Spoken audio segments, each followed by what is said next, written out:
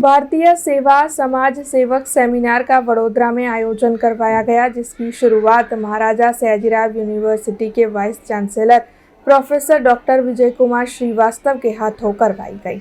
शहर के मुजमहुड़ा इलाके की एक निजी होटल में भारतीय सेवा समाज सेवक सेमिनार का आयोजन करवाया गया था, जिस दौरान विशेष अतिथि के तौर पर महाराजा सयाजीराव गायकवाड़ यूनिवर्सिटी के vice chancellor doctor Vijay Kumar Srivastava मौजूद रहे थे। इसके अलावा IMA के प्रेसिडेंट डॉक्टर मितेश शाह, साथ ही मेडिकल कॉलेज के डीन आशीष गोखले, इसके अलावा SSG अस्पताल के superintendent doctor Ranjan Iyer, faculty of technology के डीन प्रोफेसर धनेश भाई पटेल और अन्य कई अग्रणी भी इस सेमिनार के तहत मौजूद थे।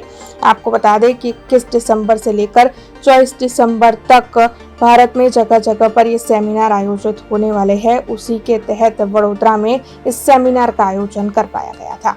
મારું નામ ડૉક્ટર ઠાકોર જી પટેલ છે। હું સેવક ફાઉન્ડેશનનો ચેરમેન છું અને આ પ્રોજેક્ટ અમે 2010માં ચાલુ કરેલો અને આજે જોઈ શકો છો તમે કે કોઓર્ડિનેટર છે સેવક પોતે બધાએ એમણે કેવી રીતના જાતે કામ ઉપાડી લીધું છે તેનાથી મને ખૂબ ખૂબ આનંદ થાય છે અને જાત જાતની પ્રવૃત્તિ કરીએ છીએ અમે સેવક ફાઉન્ડેશનમાં। સેવક ફાઉન્ડેશન બીજા કયા કાર્યો કરે છે?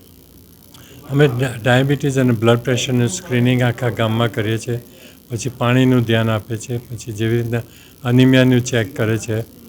RO પ્લાન્સ છે, અમારે 12 RO પ્લાન્સ છે। પછી નાની છોકરીઓ હોય જે સ્કૂલમાંથી ડ્રોપ આઉટ થઈ હોય ત્યાં અમે સોઈંગ ક્લાસીસ કરેલા છે।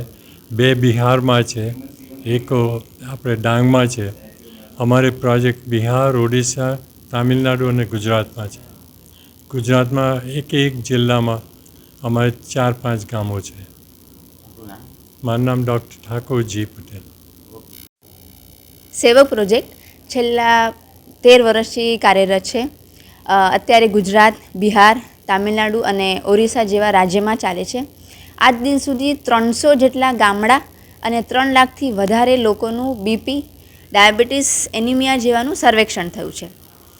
આજની આ કોન્ફરન્સ, આ વખતની સેવક કોન્ફરન્સ તારીખ 21થી 24 ડિસેમ્બર સુધી છે। એમાં દરેક અલગ અલગ ડૉક્ટર દ્વારા સેવકોને માર્ગદર્શન અપાશે અને ગામડામાં એના વિશે જાગૃતિ અપાશે।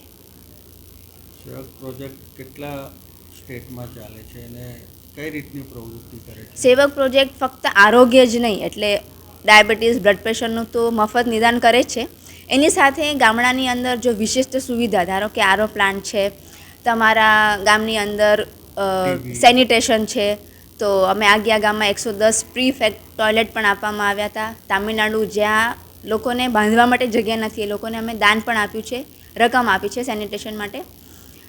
TBનું સર્વેક્ષણ પણ કરેલું છે, તેમજ વિશિષ્ટ જરૂરિયાત, ધારો કે અનાથ બાળકોને ઘર આપ્યું, કોઈના આંખના ઓપરેશન માટે અંધકન્યાને શિક્ષણ જેવી સુવિધા પણ આપી છે। અર્પિતા દળવી।